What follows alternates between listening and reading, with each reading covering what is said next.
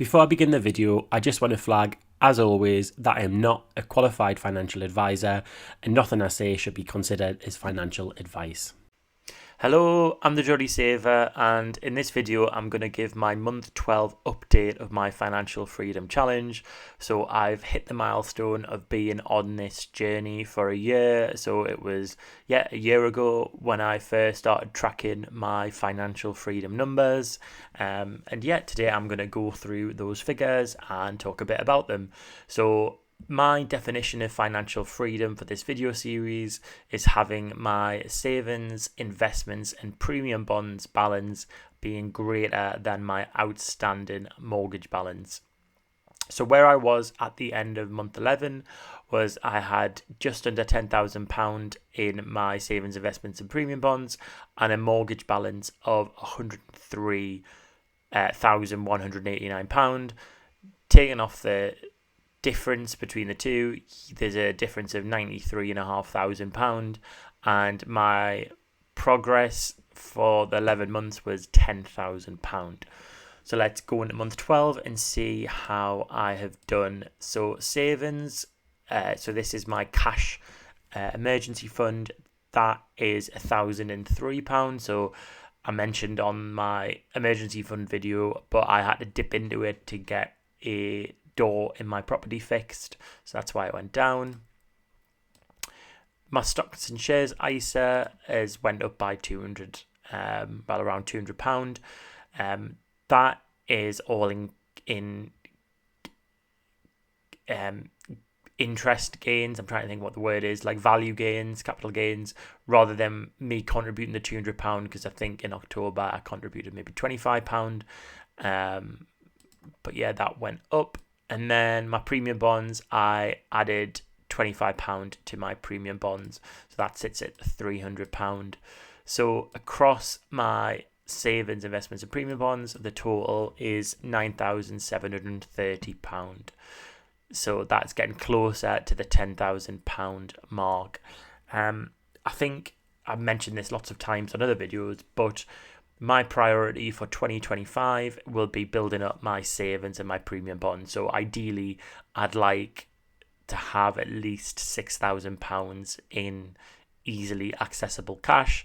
At the moment, you can see that my liquid assets are more weighted towards my stocks and shares ISA, which, as you can imagine, is there for the long term. So because of the volatility of the things that I invest in, I'm not going to talk too much about my investments, but they are in funds that are in equities where, some months they go up, some months go down. So actually, if I was using this as an emergency fund, it could be that the time I was to take out the money, it could be when the market is dipping, which isn't the best time to take out money.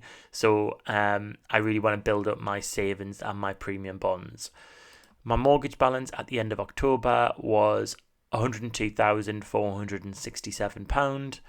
And then that means that if I take the difference between my mortgage balance and my liquid assets, I get to £92,737.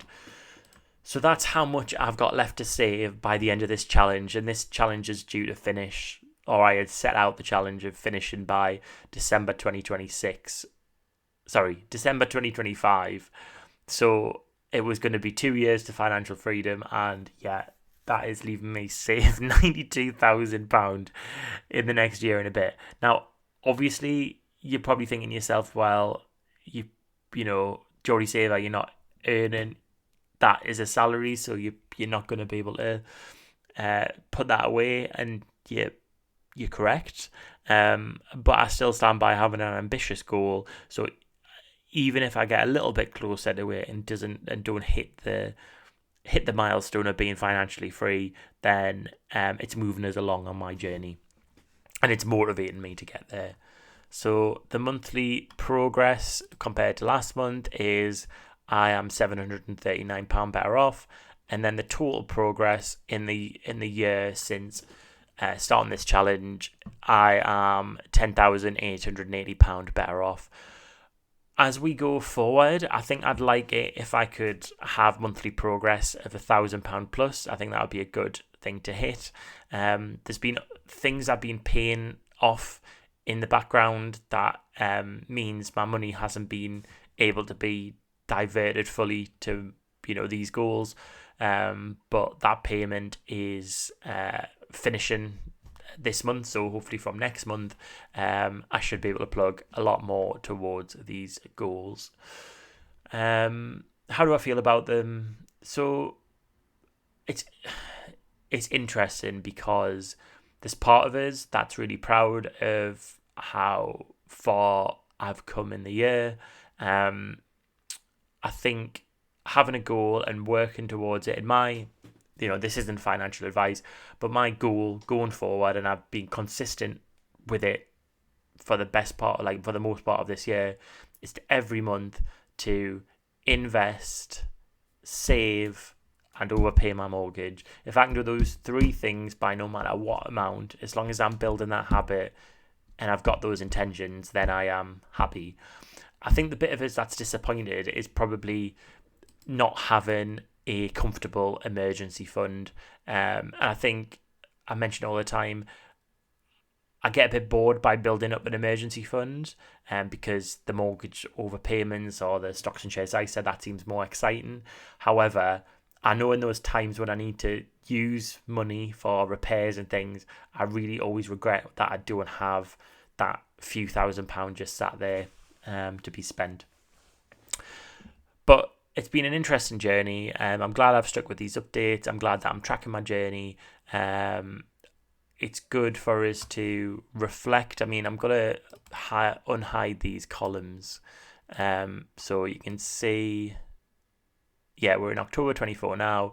We can see the journey from October 23. So at the point when I started this, I had a mortgage balance of £112,000, and a stock and shares ISA of 5,000. But I had more in my savings. But you can see now, as the times went on, I have had more in my stocks and shares ISA and less on a smaller mortgage balance now because we've overpaid. But yeah, it'd be great if I could just get that emergency fund built back up. So yeah, that's the update for today. If you've got any comments or thoughts, drop them in the comments box down below, and I'll see you on the next video.